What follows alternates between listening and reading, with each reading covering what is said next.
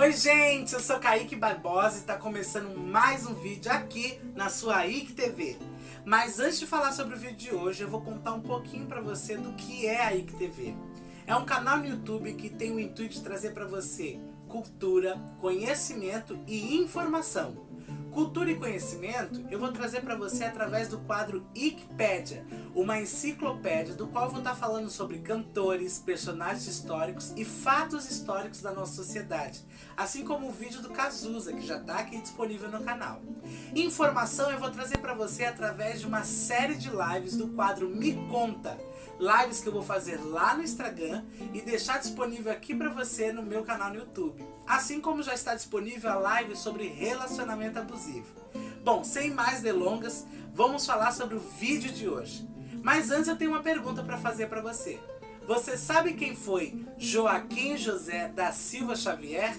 Ou mais conhecido como Tiradentes?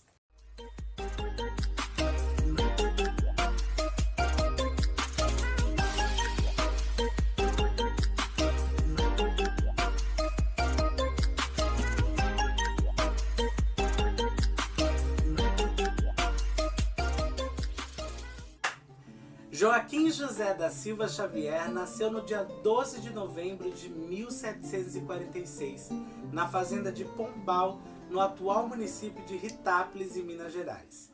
Filho do português Domingos e da brasileira Antônia da Encarnação, ele era o quarto de 7 filhos. Mas perdeu seus pais quando ainda era jovem. E nessa época triste, foi morar com seu tio e padrinho, o cirurgião dentista Sebastião Ferreira Leitão, que era especialista em extração de dentes. Para Joaquim José não tinha tempo ruim. Ele trabalhou como tropeiro, minerador, comerciante, militar e até ativista político, mas foi seguindo os passos de seu tio, que ficou conhecido nacionalmente como Tiradentes. Mas vamos voltar um pouquinho antes e entender o momento em que o Brasil estava vivendo naquela época. Como o nosso país ainda era uma colônia portuguesa sendo desbravada, os boatos que rolavam era que dentro das matas mineiras haviam muitos metais preciosos. Porém, ninguém sabia de fato onde era a fonte desses metais. Na virada do século XVII para XVIII, começou o processo de mineração. E aos baldes, Portugal levava toda a riqueza da nossa terra. Visando uma nova maneira de ganhar mais, Portugal começou a cobrar 1/5 de imposto de todo o metal extraído. E alguns historiadores associam isso à expressão o quinto dos infernos. A população já não aguentava mais tantas cobranças de impostos, mais ou menos como é hoje, né? Havia muita sonegação e muito desvio do ouro extraído. Foi então que Portugal criou a Intendência das Minas, uma instituição estatal que autorizava as minas, regulamentava os metais extraídos e, claro, fiscalizava a coleta de impostos. Anualmente, o Brasil tinha uma meta mínima a pagar de imposto para Portugal, mas por diversas vezes nós não atingimos essa meta.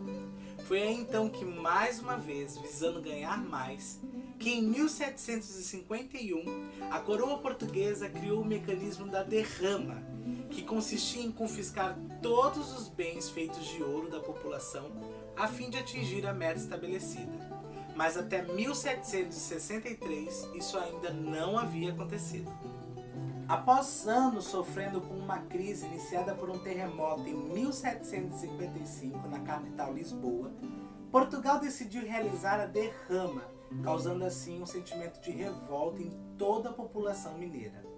Entre 1787 e 1788, os murmurinhos de que a derrama seria realizada novamente e dessa vez atingindo ou não a meta, causou indignação em toda a população, em especial na elite de Minas Gerais, que conspirava por um ato contra o governo. Formado por clérigos, militares, fazendeiros e intelectuais da época, inspirados pelos ideais da Revolução Francesa e ideias republicanas, a Inconfidência Mineira surgiu em busca da independência dos seus colonizadores, uma república para chamar de sua e, claro, uma redução significativa na cobrança de impostos. Tiradentes era alferes dos dragões da cavalaria real e realizava incursões desbravando o Nordeste brasileiro, mas estava insatisfeito com sua carreira militar.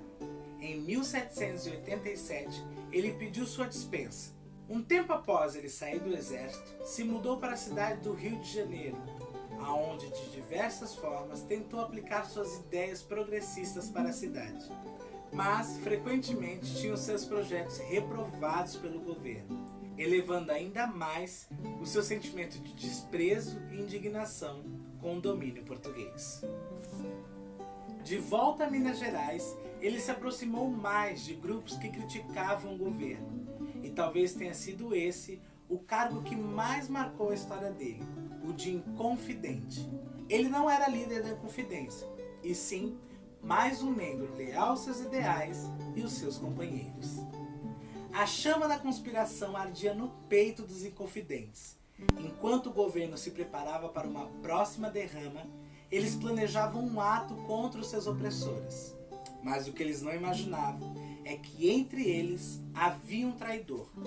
Joaquim Silvério dos Reis, um coronel que enxergou na revolta mineira uma maneira de quitar suas dívidas com a coroa e entregou os planos do grupo para o governador de Minas, o Visconde de Barbacena. E em 1789, os Inconfidentes começaram a ser procurados e julgados pelo seu crime de lesa majestade. Dos 34 acusados, 6 foram absolvidos, 3 morreram ainda na prisão. Um foi condenado a trabalho forçado.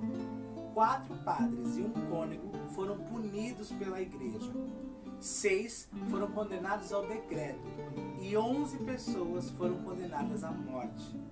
Porém, devido aos seus títulos e patentes e por dizerem não fazer parte do movimento, 10 das pessoas condenadas à morte tiveram a sua pena convertida ao decreto. E Tiradentes, por ser o único a assumir toda a responsabilidade do grupo, assim como a sua liderança, teve a sua pena executada.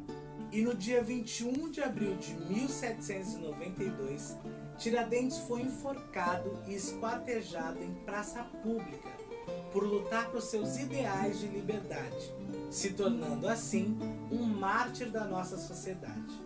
E quase 100 anos após a sua morte, quando o Brasil enfim se tornou uma república, o então ministro da Justiça Campos Salles elegeu Tiradentes como um herói nacional, criando assim um símbolo do nacionalismo brasileiro. Tiradentes se tornou patrono das polícias militar e civil.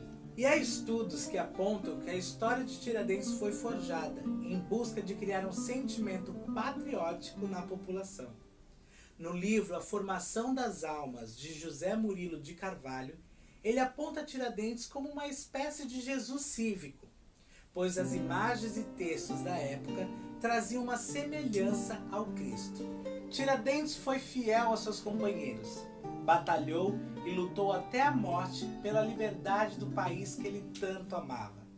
Sendo 100% legítimo ou não, o seu legado inspirou a outros e formou um Brasil que talvez hoje pudesse ser diferente. Ele enfrentou o inimigo mais poderoso e imbatível da época, o governo. E hoje comemoramos a sua história, uma história de lealdade, revolução e liberdade. Uma liberdade ainda que tardia. É isso, gente. Espero que tenham gostado do vídeo. Se gostou, já deixa um like aqui. E se você é novo por aqui, já se inscreve no canal, ativa o sininho, compartilha esse vídeo e, muito importante, comenta o que você achou aqui e qual outro personagem histórico você gostaria de ver aqui no Wikipedia. E se você não me segue ainda no Instagram, corre lá e me segue, @IkBarbosa. Quero agradecer a todos vocês que estão aqui me prestigiando, a toda a minha equipe. Um beijo e até o próximo Wikipedia. Drop it.